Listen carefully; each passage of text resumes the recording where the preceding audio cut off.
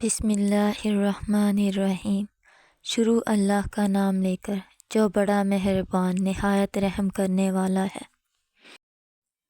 السلام علیکم ورحمۃ اللہ وبرکاتہ۔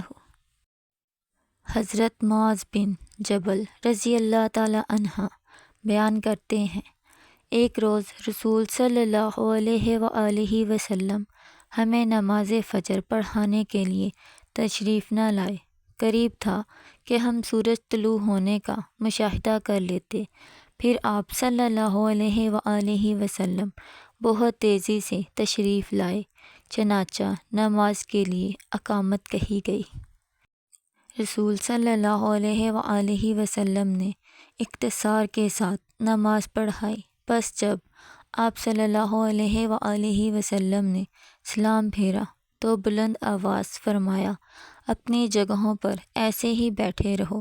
پھر آپ صلی اللہ علیہ وآلہ وسلم نے ہماری طرف متوجہ ہو کر فرمایا، میں ابھی تمہیں بتاتا ہوں کہ میں تمہیں نماز پڑھانے کے لیے کیوں نہیں آیا۔ میں رات کو بیدار ہوا، وضو کیا اور جس قدر مقرر میں تھا میں نے نماز پڑھی۔ مجھے نماز میں اونگ آنے لگی، حتیٰ کہ وہ مجھ پر غالب آ گئی۔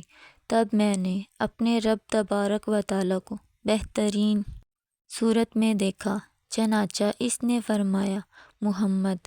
میں نے عرض کیا، میرے رب حاضر ہوں۔ فرمایا، فرشتے کس چیز کے بارے میں بحث و مباحثہ کر رہے ہیں؟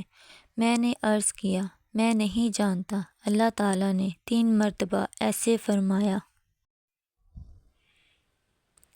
آپ صلی اللہ علیہ وآلہ وسلم نے فرمایا، میں نے اسے دیکھا کہ اس نے اپنا ہاتھ میرے کندھوں کے درمیان رکھا، حتیٰ کہ میں نے اس کی انگلیوں کے پوروں کو ٹھنڈک اپنے قلب و صدر میں محسوس کی، اور میرے سامنے ہر چیز واضح ہو گئی اور میں نے پہچان لی۔ میرے رب تعالیٰ نے فرمایا، محمد۔ میں نے عرض کیا، میرے رب میں حاضر ہوں۔ فرمایا، مقرب، فرشتے کس چیز کے بارے میں بحث و مباحثہ کر رہے ہیں؟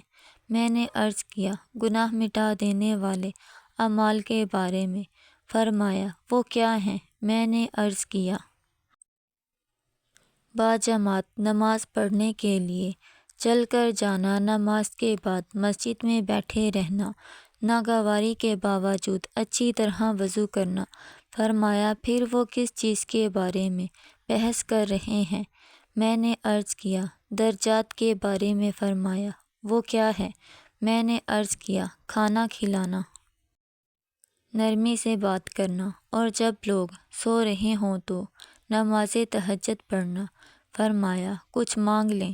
آپ صلی اللہ علیہ وآلہ وسلم نے فرمایا، میں نے عرض کیا، اے اللہ، تجھ سے نیک اعمال بجا لانے، برے کام چھوڑ دینے اور مساکین سے محبت کرنے کی توفیق مانگتا ہوں، اور یہ کہ تو مجھے بخش دے اور مجھ پر رحم فرما، اور جب تو کسی قوم کو فتنے سے دوچار کرنا چاہے تو مجھے اس میں مبتلا کیے بغیر فوت کر دینا۔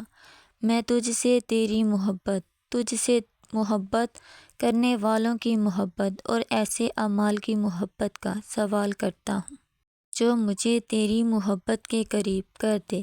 پھر رسول صلی اللہ علیہ وآلہ وسلم نے فرمایا، یہ خواب حق ہے، بس اسے یاد کرو اور پھر اسے دوسروں کو بتاؤ۔